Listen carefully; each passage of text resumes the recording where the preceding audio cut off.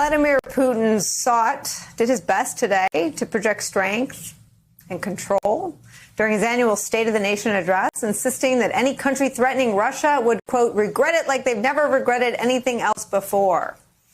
It is an extension of recent antagonism. Just this week, the Pentagon has confirmed a steady increase in Russian troops deployed to occupy Crimea near their border with Ukraine.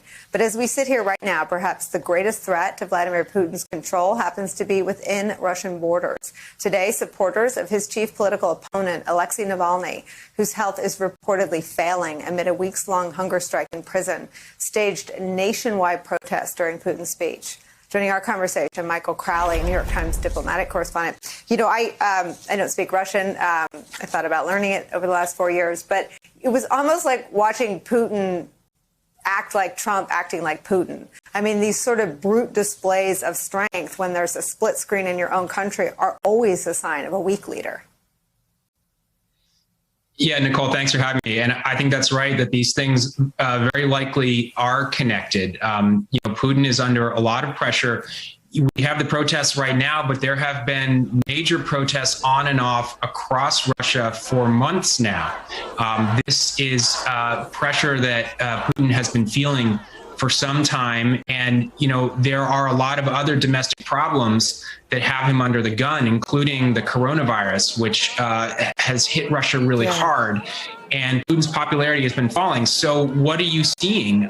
Increased bellicosity, talk of Western threats and meddling and intervention, and now this kind of amazing troop buildup on the border of Ukraine, which no one can quite figure out, is this the real thing or not? It would be consistent with an invasion, and it would be consistent with sort of epic bluster and distraction and nationalistic chest beating.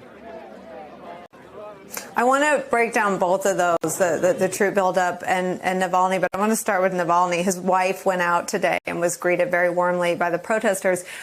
I have this feeling, and this is your expertise, so tell me if this is right or wrong, that we're watching him die in front of our eyes. Is there not more that this country can do with our allies on the diplomatic front to save his life?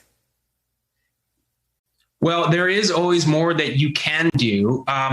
It's a really tough one when you have such a specific, isolated individual to whom we don't have access. He's in the Russian prison system.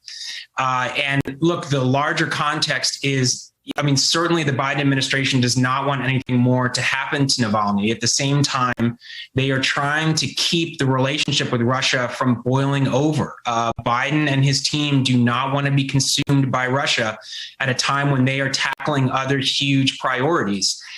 So there's more they can do, but I think they want to find a way to avert it. And I'm sure there are private communications underway right now that are part of this process. I would say also, if it's reassuring at all to people, I don't think it's in Putin's interest at all for Navalny to die. I understand that he poses a huge political threat, but, he's imprisoned right now. He can't run for office. And although these protests have to be threatening to Putin, he has done a fairly good job of absorbing and surviving them so far. I think Navalny dying and the international outcry that would cause at this point might not really give him that much benefit. Might be more trouble than it's worth. So that could be a consolation here.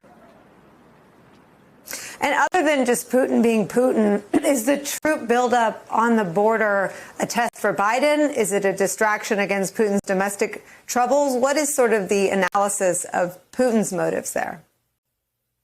So, Nicole, one always wants to sound authoritative, like they have the answer, but I just don't think that there is a clear answer. Lots of smart people are coming down in different places on this. Some people think that this really looks like a duck and acts like a duck. And so this is the beginning of an invasion. But there are a lot of people who think that this is a distraction and a diversion, and that potentially the real test for Biden isn't to, sort of man up, as they say, and rush to a fight, but actually to not be distracted by it, to keep his cool and not let Putin, as you said, much the way Donald Trump liked to do, not let Putin sort of crash your psychological party at will and just command the news and command your attention at all times.